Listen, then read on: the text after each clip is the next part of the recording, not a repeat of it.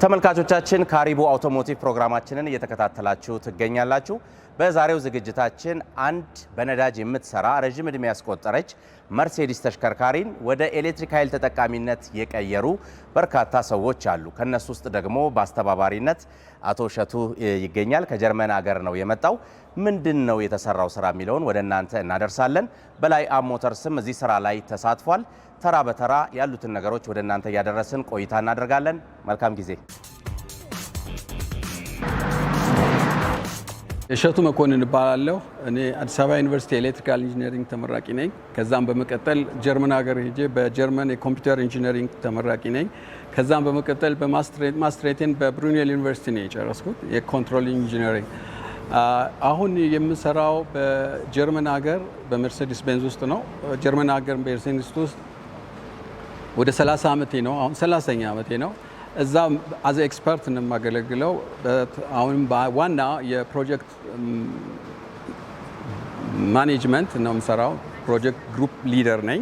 እቺ መኪና ወደ ኤሌክትሪክ ለመቀየር ያሰብነው መጀመሪያ ያለውን ችግር እናውቃለን። ባላት ሞተር ቤንዚን ከተማ ውስጥ መንዳት አትችልም። ግን አሁን እቺ መኪና እንደገና ህይወት እንዲኖራት መኪናዋን እንደገና በአዲስ ሞተር ኤሌክትሪክ ሞተር ባለ 20 ኬቪ ሞተር አስገብተንለታል። ባለ 15 አምፐር አወር የሆነ ባትሪ ባለ 144 ቮልት በመጠቀም መነሻ የሚሆን እንደ ፕሮቶታይፕ አብረን ሰርተናል። ይቺ መኪና ኢንፋክት ያላትን የድሮውን ጉልበት እንዲይዝ አድርገን አይደለም የሰራ ነው፣ ለፕሮቶታይፕ ነው። ትልቅ አድርገን እንስራ ብንል ይህ መኪና እስከ 200 ቮልት አድርገን እንደገናም ደግሞ እስከ 40 ኬቪ ሞተር አድርገን ማድረግ እንችላለን። መኪናው እንደሚችለው እኛ እንደ ፕሮቶታይፕ ኮንሰፕቱን ስለወሰድን ይህን አድርገናል። እና መኪናውን በአጋጣሚ የሚያገኘሁት ወንድሜ ነበረው እና በሱ መኪና ይህን ነገር እናድርግ ስንል ሀሳቡን ተስማሙ። ጓደኞቼ በተለይ በዚህ ስራ ላይ የሚሰሩ እዚህ ሁለት፣ ጀርመን ሀገር ደግሞ ሁለት አለን። አንድ ላይ 5 ሆነን ነው የምንሰራው። እና ለጊዜው ትንሽ ካምፓኒ ወደፊት ትልቅ የሚሆን ዩኤምቲ የሚባል ዩኒቨርሳል ኢንጂነሪንግ ማኒፋክቸሪንግ ኤንድ ትሬኒንግ የሚባል ከፍተናል። በዛ ካምፓኒ ውስጥ እኛ 5ታችንም አንድ ላይ በመሆን ይህን እንሰራለን። ዛሬ እዚህ የመጣንበት ቦታ ላይ በላይ ሞተርስ ቻይና ጓደኛዬ ነው አቶ አስቻለው፣ ከሱ ጋር በመሆን ስናወራ ስለነበረ ሀሳቡንም ተቀበለ። እቃዎችም እንዲመጡልን ከረዳን ውስጥ አንዱ ነው እሱ ነው። እና ይሄ መኪና እዚህ ፕሬዘንት እንድናደርግ አድርገውልናል። ወደፊትም ደግሞ ከነሱ ጋር እንድንሰራ ሀሳብ ተለዋውጠናል። የሚያስፈልገውን ፊዚቢሊቲ ስተዲ እየሰራን ነው። ወደፊት እንግዲህ ከበላይ ሞተር ጋር በተለያየ ፖይንቶች አብረን ለመስራት እየተነጋገርን ያለ። ይቺ ወደ ኤሌክትሪክ የቀየርናት መኪና ለጊዜው ያዘጋጀንላት ከ100 እስከ 120 ኪሎ ሜትር በቀን ለመንዳት እንድትችል ነው። አሁን ይህንን ደግሞ 200 ኪሎ ሜትር እንድትሄድ ከፈለግን ባትሪውን በመቀየር ርዝመቱን ማራዘም እንችላለን። ይብን ደግሞ የበለጠ ጠንካራ እንዲሆን ከፈለግን ሞተሩን በመቀየር የመኪናዋን ጉልበት መጨመር እንችላለን። ይህንን የምታደርገው መኪና ስትቀይር እንደ ፈላጊው ነው፣ ያንን ሊጠቀም እንደሚፈልግ። ለምሳሌ ሀገራችን ላሉት ቪትሶች ይቺ በቂ ናት። ትንሽ የኪሎ ሜትሩን ማራዘም ብቻ እስከ 200 እንዲሄድ ማድረግ ነው እንጂ ይቻላል። ይህንን ያደረግነውም ደግሞ ከሰፕላየሩ በተለይ እቃዎቹን የገዛንበት ኪቱን የገዛንበት ሰፕላየር ጋር በመነጋገር ነው። ብዙ ሀገሮች አሁን እየቀየሩ ነው። ጣሊያንም እየተጀመረ ነው፣ ጀርመንም እየተጀመረ ነው። በትናንሽ ባትሪ በ48 ቮልት ባትሪ ረጅም ኪሎ ሜትር መሄድ በሚችል መልኩ መሰራት እየተጀመረ ነው። ወደፊት ፊውቸሪቲው በጣም ሀይ ነው። አሁን አንዳንድ ሀገሮች አሉ የቢዋይዲን ባትሪ መኪና ውስጥ በማስገባት መጠቀም ጀምረዋል። ቢዋይዲ ራሱ የሚሸጠውን ባትሪ ማለት ነው። የዛ አይነት ፖሲቢሊቲ አለ። ዛሬ ይሄ ኢትስ ጀስት አ ፕሮቶታይፕ፣ ይሄ በጣም መጀመሪያ ነው። ብዙ ነገሮች ይጎሉታል። አሁን ያሉትን እንደ ኤርባግ ሲስተም እንደ ኤር ኮንዲሽነር ሲስተም ምናምኖችን ኮንሲደር አያደርግም። ወደፊት የምንሰራቸው ግን እነኚህም በሙሉ ኮንሲደር ያደረጉ ሙሉ ኤሌክትሮኒክስ ያላቸው ነው።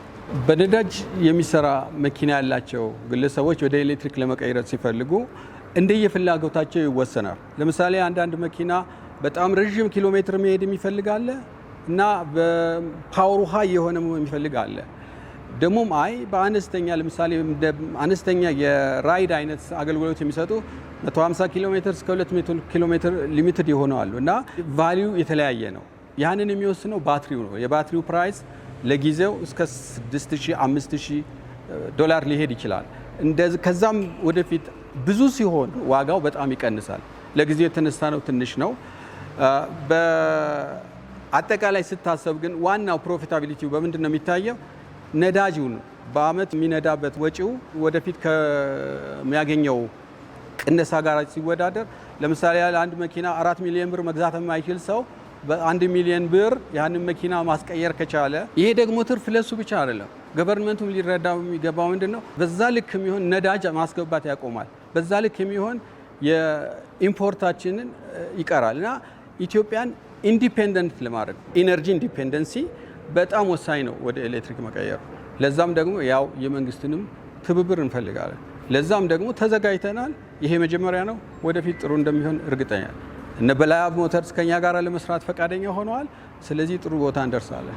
ይቺን መኪና ከጋዝ ወደ ኤሌክትሪክ ስንቀይር እኔ ብቻዬን አይደለሁም። እኔ የምኖረው ጀርመን ሀገር ነው። እዚህ ያሉት ፓርትነሮቼ፣ ጓደኞቼ አዲስ አባይ እና ኤቤኔዛ ጌታቸው እንዲሁም ከጀርመን ሀገር ሌሎች 2 አለን፣ ተዘራ ታፈሰና ፍቅረ ማርያም ከበፀሐይ የሚባሉ 5 ሆነን ይሄ የምንሰራው ከጀርመን ሀሳብ እንሰጣለን። እነሱም እዛ በቴክኖሎጂው ላይ አብሮ አሉበት። ኤሌክትሪካል ኢንጂነሪንግ ተማሪዎች ናቸው።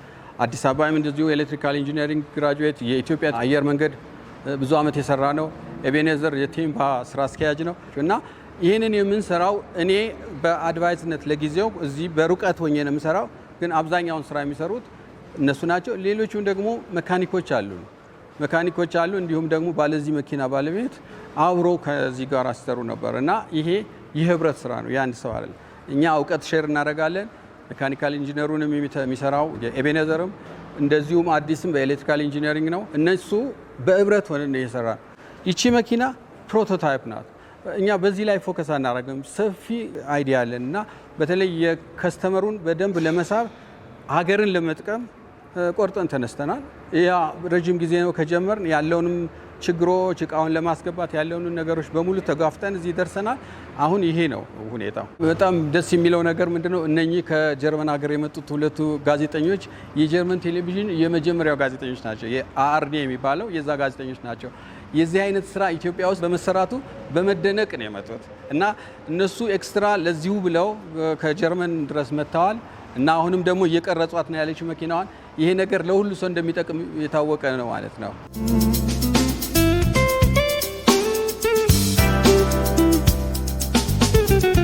እንደዚህ አይነት መኪኖችን ኮንቨርት ለማድረግ እና ህብረተሰቡንም ለመርዳት በጣም ከፍተኛ የመንግስት ድጋፍ ያስፈልጋል። ይሄ ህብረተሰብ ዛሬ አዲስ መኪና መግዛት አለበት ቢባል ለመግዛት አይችልም። ግን አሁን ፖሊሲ ወጥቷል። ፖሊሲው ምንድነው? ከውጭ ሀገር የጋዝ መኪና አይገባም። የሚቻለው ምንድነው? ኤሌክትሪክ ብቻ ነው። ግን ይሄ ሁሉ ሰው ኤሌክትሪክ ግዛ ብለን ማድረግም አንችልም። ያለው መኪና ግን ኮንቨርት ካደረግንለት በተባባሪነት በአንድነት መግባት ይችላል። ለዚህ መንግስት በብዙ ነገሩ ሊረዳን ይገባል። ባለፈውም ኢንተርቪው ላይ አይቻለሁኝ የስቴት ሚኒስትሩ እኛ ፖሊሲ እያወጣን ነው ለኮንቨርሽን የሚሆን ነገር እናደርጋለን ብለዋል። በጣም ነው የተደሰትኩት በመስማት። የዚህ አይነት ነገር በጣም አስፈላጊ ነው። ሁለተኛ ነገር ደግሞ ኢምፖርት የሚደረጉት እቃዎች በሙሉ ከቀረጥ ነፃ ልክ እንደ ኤሌክትሪክ መኪና መግባት የሚችሉበት መንገድ ከሌለ ፊዚቢሊቲ የለውም፣ አያዋጣም። አሁን ለዚህ መኪና የከፈልነው የቀረጥ ከገዛንበት ኦልሞስት 80% ነው። እንደዚህ አይነት ከሆነ መሰራት አይችልም። ፕሮቶታይፕ ነው፣ ኦኬ፣ ምንም አይደለም፣ እናሳያለን፣ በዛ መልክ እንስማማለን። ነገር ግን እንደ ትልቅ ፕሮጀክት ካሰብነው በጣም ወሳኝ ነው የመንግስት አስተዋጽኦ። በዚህም ላይ ደግሞ እንዲተባበሩን ብዙ ሰዎች እየጠየቅን ነው። በተለይ ባለፈው በካሪቦ ፕሮግራም ላይ ስቴት ሚኒስትሩ መጥተው የገለጹት በጣም ተስፋ የሚሰጥ ነገር ከተፈጸመ ኢትዮጵያ ውስጥ ይህን ለመስራት በጣም ቀላል ነው። እሱ ግን ፖሊሲው ገና የሚዘገይ ከሆነ ይህን ነገር ኢምፕሊመንት ለማድረግ በጣም አስቸጋሪ ነው። በዚሁ እንዲቀጥሉ፣ በዚሁ ኢነርጂ እንዲቀጥሉ በጣም አበረታታለሁ።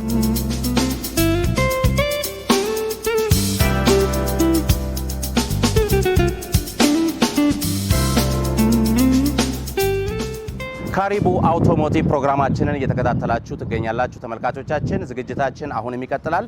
ካፍታ ቆይታ በኋላ ተመልሰን እንገናኛለን። መልካም ጊዜ። ምንተስኖት ተሰራ እባላለሁ። የበላያብ ሞተርስ ኃላፊነቱ የተወሰነ የግል ማህበር ዋና ስራ አስኪያጅ ነኝ። እንደሚታወቀው በላያብ ሞተርስ በአውቶሞቲቭ ኢንዱስትሪው ላይ በተለይም ደግሞ በተሽከርካሪ የመገጣጠም ስራ ላይ ቀደምት ከሆኑ ኩባንያዎች የመጀመሪያው ነው ማለት ይቻላል። በአሁን ሰዓትም በነዳጅም በኤሌክትሪክም የሚሰሩ መኪኖችን እየገጠመ ለገበያ እያቀረበ ያለ ድርጅት ነው። ከዚህ ጋር ተያይዞ ባለሀብቶቹም እንደገና ደግሞ በኩባንያው ማኔጅመንት የፈጠራ ባለሙያዎችን የመደገፍ የማበረታታት ማህበራዊ ኃላፊነት አለብን ብለን ስለምናስብ በዚህ ሙያ ላይ የተሰማሩ ዜጎችን እንደ ዜጋም እንደ ኩባንያም ደግሞ በቀጣይ ለሀገር ጠቀሜታ ያለው ስራ መስራት የሚቻልበት እድል ሊፈጥር ስለሚችል አብረን በመተባበር በመተጋገዝ ይህንን የተጀመረውን የፈጠራ ስራ ወደ ተሻለ ደረጃ የማድረስና በጋራ ተባብሮ ለገበያ የሚሆን ነገር ወደፊት እየታየ በሂደት ተሽከርካሪዎችን ከነዳጅ ወደ ኤሌክትሪክ የመቀየር ስራ አዋጭ ነው ተብሎ ስለሚታመን በዚህ ዘርፍ ላይ የመሰማራት ፍላጎት አለ። በፈጠራ ባለሙያዎችን በኩል ተመሳሳይ ፍላጎት ስላለ አብረን ለመስራት የተጀመሩ ገና ጅምር ሂደት ላይ ያለ ጉዳይ ነው። ከቀረበው የፈጠራ ስራ ጋር በተያያዘ እኛ በአውቶሞቲቭ ኢንዱስትሪው ላይ ረዘም ላለ ጊዜ እንደቆየ ኩባንያ ልናደርግ የምንችለው ዘርፈ ብዙ ጠቀሜታ ያላቸው ድጋፎች ይኖራሉ። በመጀመሪያ ደረጃ አዳማ ላይ ትልቅ ደረጃውን የጠበቀ የመገጣጠሚያ ፋብሪካ አለን። በዛ ፋብሪካ ውስጥ ደግሞ እንደዚሁ ባለፉት 2 አስርት ዓመታት ለሚሞላ ጊዜ የሰለጠኑ ባለሙያዎች አሉን። በመገጣጠምም በጥገናም የሰለጠኑ ባለሙያዎች አሉን። ከነዚህ ባለሙያዎቻችን ጋር በማስተሳሰር የልምድ ልውውጥም ልናደርግ እንችላለን። እንደዚሁም ስልጠና ልንሰጥ የምንችልበት ሁኔታ አለ። ከነዚህ የፈጠራ ባለሙያዎች ደግሞ በአጋጣሚ ሆኖ በአውሮፓ ሀገር ሰፊ ልምድ ያካበተ ባለሙያ ስለሆነ ወደዚህ የፈጠራ ስራ የገባው ከሱ ደግሞ የምንቀስመው በጣም ብዙ ልምድ አለ። እኛ ሀገር ውስጥ እንዳለ ኩባንያ እሱን ልንደግፍ የምንችልበት ሁኔታ አለ። እሱ ደግሞ በውጭ ሀገር ካለው ያለፈበትን የስራ ልምድ ተጠቅሞ እኛን ደግሞ በስልጠናም በሌላም ጉዳዮች ተያያዥ ጉዳዮች ሊደግፈን ሊያግዘን የሚችልበት ሁኔታ አለ። አንዱ እንግዲህ ይሄ የቴክኒካል ድጋፍ እኛም ወደሱ የምናስተላልፈው ከሱም ደግሞ የምንቀበለው ብዙ ነገር ይኖራል ብለን እንገምታለን። ከዛ ባለፈ ግን እንደ ሀገር ደግሞ በቀጣይ ይሄ ስራ በመንግስትም ትልቅ ትኩረት ተሰጥቶት የግሪን ኢነርጂ የሚለው ሀሳብ ተሰጥቶት እየተከደበት ያለ ጉዳይ ስለሆነ እኛም የዛ አካል ሆነን ያንን ራዕይ መደገፍና እግረ መንገድም ደግሞ አብሮ እንደ ቢዝነስ ተቋም ሊሰራ የሚችል ትርፍ ሊገኝበት የሚችል ስራ ካለ አብረን ተባብረን የምንሰራበት ጎን ለጎን ደግሞ ማህበራዊ ኃላፊነታችንን የምንወጣበት መንገድ ይፈጠራል ብለን እናምናለን እና ድጋፉ በልዩ መንገድ በፋይናንስ ሊሆን ይችላል፣ በስልጠና ሊሆን ይችላል። ባለሙያዎቻችንን አብረን ደግሞ በማሰራት የቴክኒክ ድጋፍም ከቦታ እና ከመስሪያ ቦታ አቅርቦት ጀምሮ ማለት ነው። ስለዚህ በብዙ መንገድ ሊገለጽ ይችላል ለማለት ፈልጋለሁ። መጀመሪያ ይህንን ፕሮጀክት ከማሰብ በፊት 2018 ላይ በፈረንጆች መጥቼ አዲስ አበባን ሳያት በጣም ጋዝ በጋዝ ነበረ። በጣም ነው የደነገጥኩት። ይችን የምታክል ከተማ ይሄን ያህል ጋዝ ካለ ቻይና ጋር ነው ያወዳደሩት። እኔ ቤጂንግ ኖር ስለነበር የቤጂንግን ጋዝ ስላየው ያኛውን ለማጥፋት ምን ያህል ችግር ውስጥ እንዳሉ አውቃለሁ። የኛ ግን በጣም ትንሽ ነው። ኢንዱስትሪ የለንም፣ መኪኖቹ ብቻ ናቸው። እነኚህ ጋዞች መጥፋት አለባቸው። ይሄንን ለማድረግ ያለው ፖሲቢሊቲ የእነኚህ መኪኖች ማስወገድ ነው። እሁድ ቀን ብትወጣ ጠዋት ኢትዮጵያ ውስጥ አየሩ አዲስ አበባ በተለይ በጣም አሪፍ ነው። ስፖርት ለመስራት ጠዋት ጆግ ለማድረግ ስወጣ 6 ሰዓት ላይ ጠዋት 12 ሰዓት ላይ አየሩ በጣም ጥሩ ነው። 1 ሰዓት ተኩል ላይ ስመለስ ግን በጣም ጋዝ ነው። የዚህ መድኃኒቱ መልሱ ምንድን ነው? መኪኖቹን በተቻለ መጠን ወደ ኤሌክትሪክ መቀየር ነው። ጥሩ ፖሊሲ ነው። በጥሩ መንገድ እየተሄደ ነው።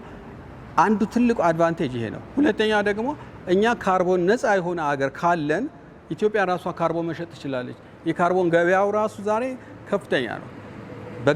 በባህር ዛፉ ማለት በደኑ በግሪን ሌጋሲው የምናገኘውን ውጤት ይሄ ያጠናክረዋል። ፕሮጀክታችንን ስንጀምር ምን ብለን የተነሳ ነው? ግሪን ሌጋሲ ኤክስቴንሽን ነው። ግሪን ሌጋሲ ብቻውን ያለውን የከባቢ አየር ሊያስተካክለው አይችልም። እንደዚህ አይነት ተደጋጋፊ የሆኑ ነገሮች መቀረስ አለባቸው። ኢትዮጵያ ያላትንም ደግሞ ኢንዲፔንደንሲ ለማጥፋት በጋዝ የምታወጣውን ወጪ ለመቀነስ ይሄ ራሱን የቻለ ኤክስፖርት ከማድረግ ጋር የተገናኘ ነው። ዶላር በእቃ በመሸጥ ብቻ ሳይሆን ዶላርን እንዳታወጣ ማድረግ ራሱ ለሀገሪቱ ኢኮኖሚ ትልቅ ስራ ነው። የኤሌክትሪክ ተሽከርካሪን ባትሪ እኛም አሁን ለጊዜው አንድ ባትሪ ኢምፖርት አድርገን ነው። አንደኛ ራሱ ባትሪውን ኢምፖርት ማድረግ ኢኮኖሚካል አይደለም። ሁለተኛ ታክሱም ሃይ ነው። እኛ ራሳችን ልጆች ያንን ባትሪ እዚህ ማኒፋክቸር ማድረግ እንችላለን። ለዚህም የተለያዩ ድርጅቶችን ቻይና ሆኜ አነጋግሬ ያለው እነሱ ዝግጁ ናቸው ሴሎቹን ለኛ ለመሸጥ። ሴሉን ሸጡ ማለት ከምንገዛው የ60% ዋጋ ቅናሽ ያመጣል ከታክሱ ውጪ ማለት። ታክሱ ደግሞ ነፃ ከሆነ ይሄ ለሀገሪቱ በጣም ጠቃሚ የሆነ ነው። ራሱን የቻለ የባትሪ ኢንዱስትሪ በዚህ መቀጠል ማስፋፋት እንችላለን። እንደዚህ አይነት የፈጠራ ስራዎች በግል ዘርፍ ብቻ ሳይሆን በመንግስትም ደረጃ ትልቅ ትኩረት ተሰጥቷቸው ድጋፍ ቢያገኙ ለሀገር ያላቸው ፋይዳ በጣም ከፍተኛ ነው ብዬ ነው ማምነውና በቅርቡም በዚሁ በእናንተ ፕሮግራም ላይ የትራንስፖርትና ሎጂስቲክስ ሚኒስትር ዴኤታ ክቡር አቶ በርሆ ሀሰን በዚህ ጉዳይ ላይ ሰፊ ማብራሪያ ሲሰጡ እንደነበረ ለመመልከት እድል አግኝቻለሁና ይሄ በመንግስትም በኩል ያለውን ቁርጠኝነት የሚያሳይ ትልቅ እመርታ ነው። ስለዚህ እኔ እንደ አንድ ባለሙያ የሚታየኝ በዚህ ጉዳይ ላይ ለምሳሌ የነዳጅ መኪኖችን ወደ ኤሌክትሪክ ለመቀየር የሚመጡ መለዋወጫዎች አሉ፣ ኮንቨርሽን ኪት ይባላሉ።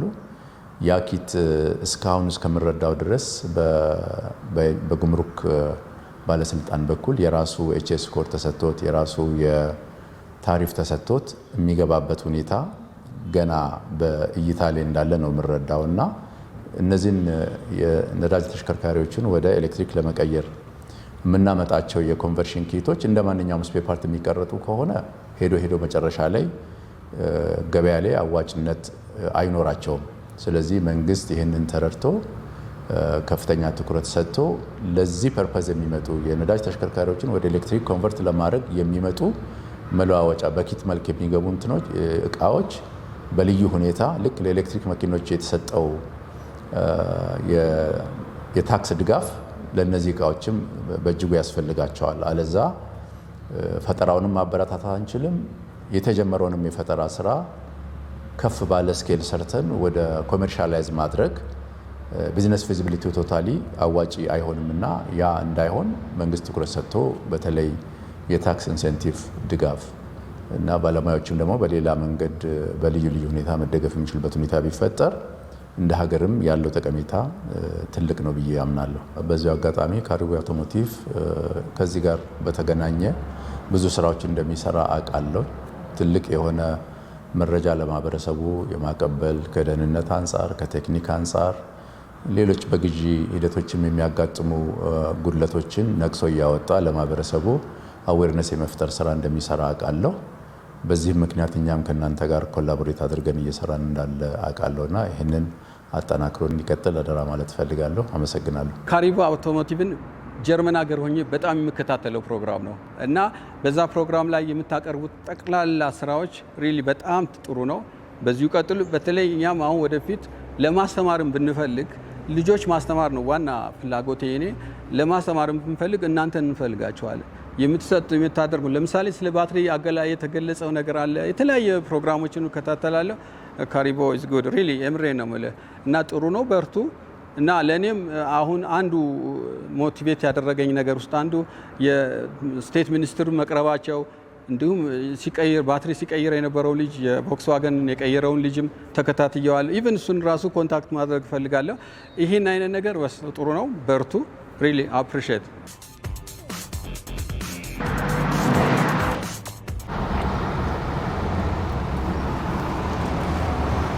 ተመልካቾቻችን ካሪቡ አውቶሞቲቭ ፕሮግራማችንን ስትከታተሉ ቆይታችኋል። እናመሰግናለን። ሌሎች የአርትስ ቴሌቪዥን ዝግጅቶች ወደ እናንተ መድረሳቸውን ይቀጥላሉ። በእኛ በኩል መልካም ጊዜ